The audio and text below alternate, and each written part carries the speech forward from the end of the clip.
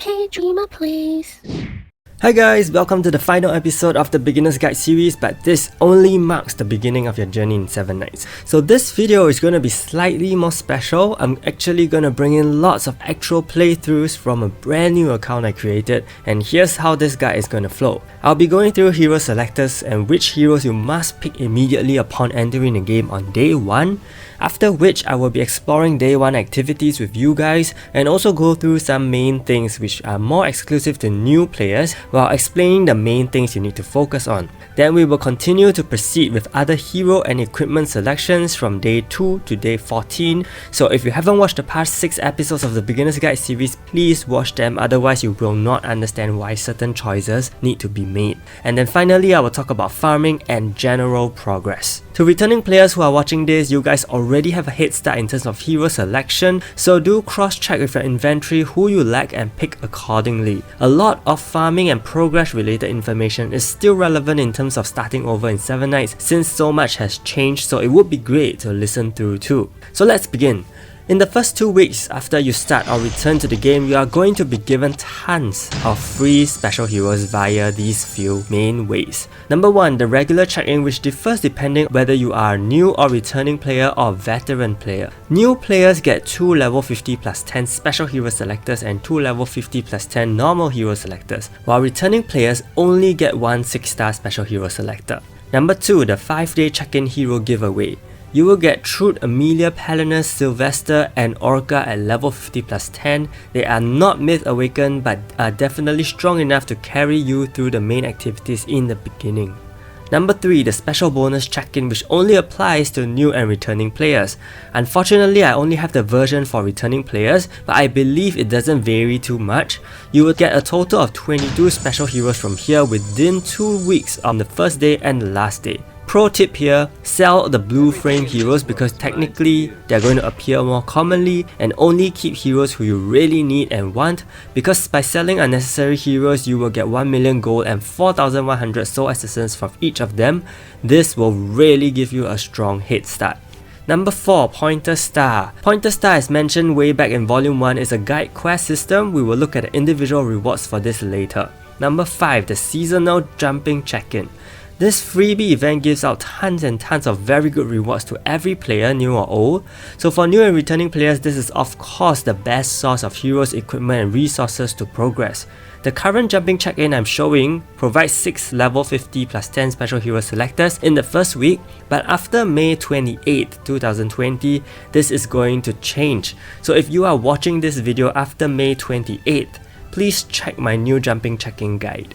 Number 6, the level up rewards for players who are still below level 20. You will get 3 level 50 plus 10 awakened normal heroes and 2 7 night selectors. With that, I actually prepared a chart which tells you the entire schedule of the selectors day by day. I split the table into 2 parts. The left part is for time gated selectors, while the right part is for quest gated selectors, which you actually can rush through even in a day or 2. This really took quite a bit of research, and huge shout out to my friend Sherman for helping me out because he too made a new account 2 weeks ago and has provided me with tons of information. On day 1, you'll be given 1 free level 50 plus 10 special hero selector as a check-in reward. Pick Zahara here because the jumping check-in selectors don't have him. You will also be given a free Truth and will also get a 10 plus 1 special hero ticket from the special bonus check-in. Like I said earlier, depending on who you want, you may sell those unnecessary heroes. For the jumping check-in event, get Yonhee because she can get your ruby farming going. We will come back to the chart later after checking out other important day 1 activities and also what to focus on during the first moments in 7 nights. Remember Pointer Star? These are the quests and rewards for the Road to Learning section, and if you observe, it really only requires you to complete very simple tasks and to only clear World 1 in Adventure. You need to take note that the quests only unlock after you clear each one, so even if you previously sold an item, the 6th quest will not be unlocked unless you cleared and collected the reward for the 5th, 4th, 3rd, 2nd and 1st. So for maximum efficiency, fulfill the requirements quest by quest. The second Road to Learning quest gives you a 4-star Lina, get her up to 6-star and leave her for now. The third Road to Learning quest involves equipping gift items. What are gift items? These are basically free D rank awakened items for you to equip onto your hero temporarily for some stats. They cannot be upgraded and should be replaced with better and actual items you acquire along the way. But in the beginning, it is good to use them as compared to sending your hero into battle naked.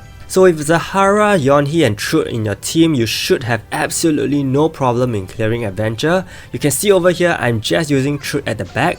Reason being, when I started recording this, I actually haven't activated the jumping check-in, so I didn't have Yonhee yet. And I mean, even the frontline 6-star specials can be clearing the mobs with their AoE skills. So yes, basically you want to clear your adventure all the way to World 13 and complete the Road to Adventure quest at the same time. These will give you Nia, Espada, Shane and Sebastian. Keep them, don't sacrifice them yet. Take note that you will need to use Hot Time for the completion of one quest here, so don't activate Hot Time before this. After completion, you will be entitled to 2 4-star special hero selectors.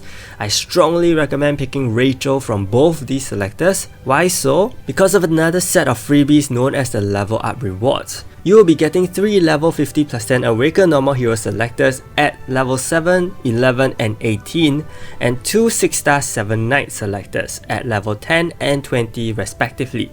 Get 2 more Rachels here, so along with Pointer Star you will have 4 Rachels in total, am I right? But guess what, you actually have 5 Rachels. There is one free 7 Knight selector given to you via Rachel's Gaia's gift. Over here, pick another Rachel to get 5 Rachels and your Rachel can be level 48. I'm very sure that as you complete your adventure runs, you can become level 20 in just a day if you play through the adventure stages, because on this new account, I actually hit level 10 in just an hour and I only cleared Adventure World 1, played Grove Dungeon and Arena, so it's definitely achievable. What about the 3 plus 10 Awakened Normal Hero selectors? I know in-game it says level 40, but I have personally checked it, they are level 50. From these selectors, pick Velica, Shane and Sylvia. Very important choices because you immediately secure both DPSs at level 50 plus 10, and with Sylvia you now have your magic attack buffer for PvE. So much achieved on day 1 already. So what's next after clearing Road to Learning quests and clearing Adventure? The next priority is Raid and the Road to Grove 1 Pointer Star quest. Now this is where you will start putting together a very basic team. And guess who you get as your first reward in this Pointer Star segment? Rachel again, and that basically gives you a level 50 Rachel usable for so many PvE modes now. That aside, you also get Hayong and 4-star Rachel, who you can rank up to 5-star with another Rachel from Rachel's level 50 Gaia's gift. Rachel is a great pet used for raid. At the end of Road to Grove 1, you will be given another Awakened Normal Hero selector. Unfortunately, I can't check if this is level 40 or level 50, but either way, it's time for you to get Lena. If it is a level 41, use the copy you received earlier to transcend this copy. If it is a level 51, then even better. And I think that's basically all the heroes you can get on day 1 itself. So we'll go on to look at the other activities you can and should do. First things first, Grove Dungeon. You probably can't clear Nightmare difficulty right away from day 1 due to the lack of appropriate equipment, but I strongly advise you guys to clear the highest possible difficulty, because once that is done, you will get a very stable daily income of elements, power-up stones, items and gold. Second thing, participate in Arena. I threw in all the most basic special heroes I had and just fought with all these dead players. Don't expect to suddenly climb too fast without building your gear and Mythical awakening your heroes. Arena progress will take time, and at the end of this video I will be teaching you more about it. Third thing, join a guild. I have talked about guilds in Volume 1 and the modes they offer in Volume 2. You will also have heard me mention about key guild buffs provided which help your hero building in Volume 6. So do join an active guild, and you can try to find one via the Facebook group Netmarble Forum, 7 Night subreddit or Discord. Fourth thing will be to use the special hero chessboard. But before we choose a hero here, let's continue with the hero selector table so you know what's the plan for the next 13 days. On day 2, you will get Amelia for free, and you will also get another special hero from the jumping check-in. I recommend picking Eileen here for the most basic reason, as she is the main physical attack buffer. With this, you now basically have a buffer for both Shane and Velica. On day 3, you will get Palinus, and I recommend Ace from the jumping check-in. Ace himself provides a 20% increase in crit rate, but more importantly in crit damage as well. This can really amp up your Velicus damage output for raid purposes in the early game before you mythical power up and get fully polished weapons and well-developed fighter soul skills.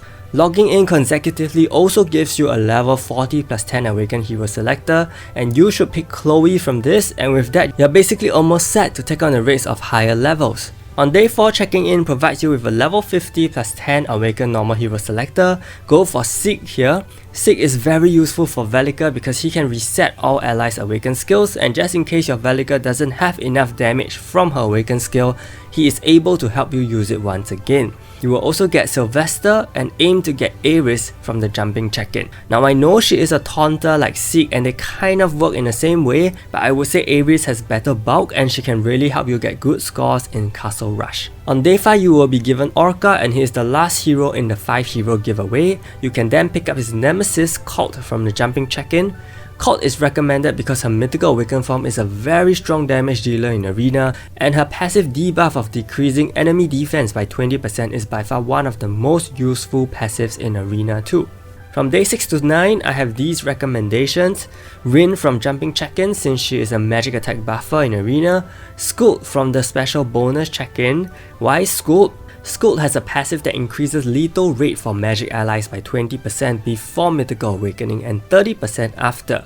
So this is extremely useful for Velica in the early stages because this provides Velica with an external source of lethal rate if you do not have a guild that provides for that. Skult can also be used in PvP as she has a very high blind status casting rate, and I also suggest Aragon from the regular check-in on day 9 because he is able to provide your team with complete reflect immunity and reduced enemy awakening gauges, making him very handy for guild raid and heavenly stairs at times. Another reason why I recommend choosing him and Seek via normal hero selectors is because you don't want to be spending dark elements to build them up. And finally, on day 14, I have decided to not recommend any hero and leave it to your personal preference because you have played the game for 14 days and you deserve some freedom of choice. Also, you do get another 11 special hero tickets. So I have to put an additional disclaimer here that there are heroes who are not mentioned above and it would really benefit if you have them on hold. I have them listed in this yellow box for your reference. And with all these recommendations, you should now look at your pool of special hero tickets and decide if they are any worth selling, especially duplicates of those heroes who you already have at level 50. This will impact your choice of hero in the special hero chessboard and 7 Knights puzzle. And by providing you with this selector guide, it is for you to avoid picking a duplicate hero for these features. And do not forget to also collect Gaia's gifts from all the level 50 plus 10 heroes given to you. Some of them give insanely good rewards which will help you progress even faster. Masteries will also become available as you level up, so don't forget to set them before proceeding with any content. Mercure's lab is also available for you to start gathering highly important items and accessories. I would strongly recommend going for the Willful Ring first. So with that, I have basically covered everything you can do on day 1 and also day to day basically. I also have an equipment checklist for you so you can manage your selectors and get the minimal requirement. I know you will be getting tons of 7 Knight items and 7 Knight jewels. Remember I mentioned in volume 5 that for these jewels, leave them untouched. For items, while they can all eventually become SS rank, it will cost a lot. So I strongly recommend investing in higher rank gear like Ash rank raid items which you will be given via selectors. I will now talk about farming and how to progress. Farming is a really huge topic, so much so that it deserves a video on its own, and once again strongly urge you to carry on watching the Ultimate Farming Guide and related videos from my farming playlist linked above after this. The advice I'm offering here is going to be slightly different. I previously focused a lot on ruby farming, but as a new and returning player, you not only lack rubies, you will also lack gold. Gold is an important resource in the early game where you have to invest in Mythical Awakening, exclusive item unlocking, limit break trades, upgrading, and you could potentially easily spend about 9 to 10 million gold on just one hero. So while I'm almost an advocate for farming in map 4, 5 and 610, I feel that new players need to farm for gold in map 820 on hot time in the early stage. Volume 5 talked about all the important hero building processes and equipment building processes which you will subsequently be doing, and all those involve hefty amounts of gold. Farming on 820 is simple, set Yonhee in the back line and simply set your skill rotation as such. No skills are used in Wave 2. Yonhee needs to have double speed weapons and counter armor if possible. Oh, and before I forget, formation upgrading is also one of the first priorities you need to invest in. Formations develop from level 1 to level 60, offering stat buffs and status effect resist and cast rate buffs as well. To max out a formation, you will need to invest almost 11 million gold for each formation. I know this sounds insanely crazy, but don't worry, you do not have to upgrade it all at once. You can put in small amounts of gold daily depending on how much you can spare, and it will go a long way.